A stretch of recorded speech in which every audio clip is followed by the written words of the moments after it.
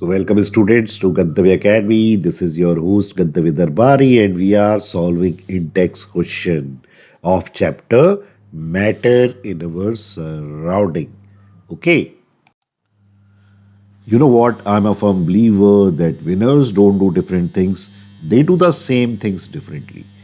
तो अगर आपको एक्सेल करना है, ज़्यादा नंबर लाने हैं, तो उसके लिए आपको प्रैक्टिस करनी पड़ेगी, कंसेप्ट को क्लियरली समझना पड़ेगा. So let us take the question 3, page 6. So here we go. So the question is in front of your screen.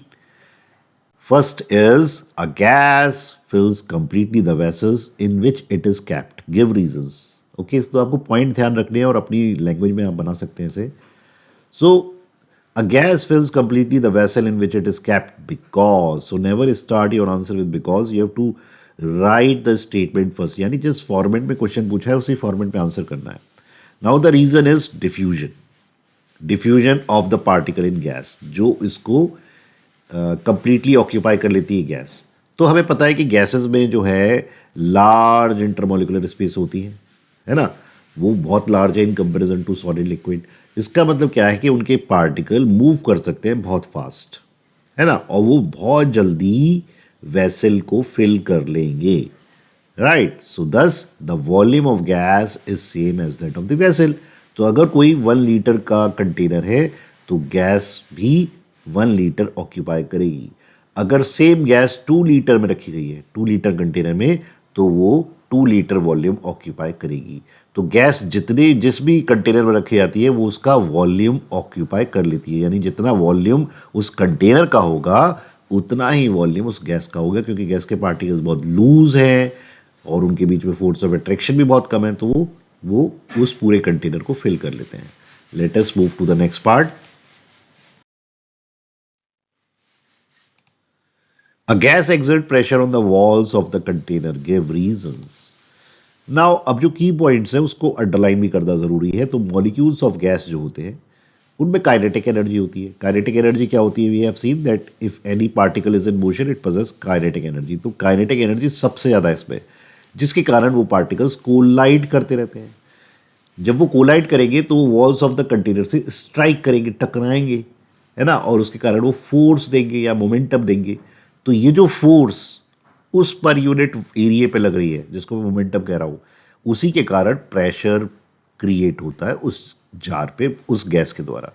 तो क्या रीजन है? क्योंकि उनमें हाई काइनेटिक एनर्जी है. क्यों हाई काइनेटिक एनर्जी है? क्योंकि उनके बीच का पार्टिकल्स के बीच का फोर्स ऑफ अट्रैक्शन कम है और उनके बीच में लार्ज मॉलिक्यूलर स्पेस है, जिसके कारण वो कोलाइड करके टकराते हैं वॉल्स पे, और उस एरिया पे जहां पे वो टकराए हैं और उस फोर्स को अगर हम निकालें तो वो कहलाता है pressure. That is why it is exerting pressure, क्योंकि प्रेशर होता है force per unit volume, per unit area, sorry, force per unit area.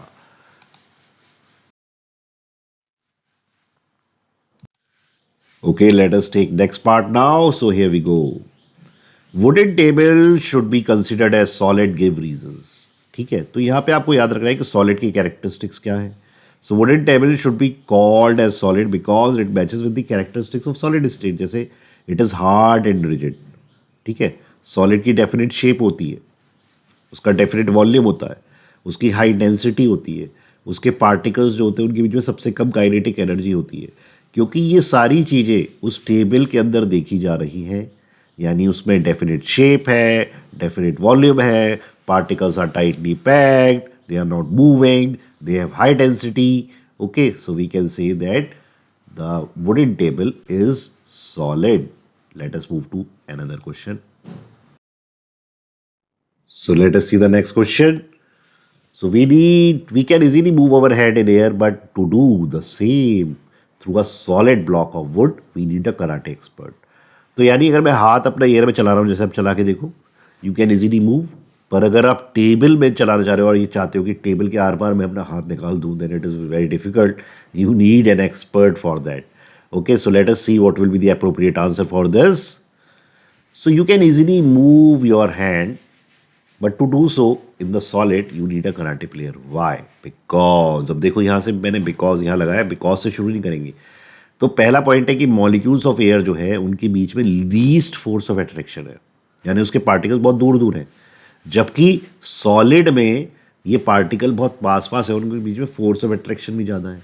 तो इसका आंसर दो टर्म्स में दिया जाएगा, पहला intermolecular space and the force of attraction. Right, so I hope it is clear. So don't forget to subscribe my channel. So keep learning, keep smiling. Bye bye. Take care. God bless you all.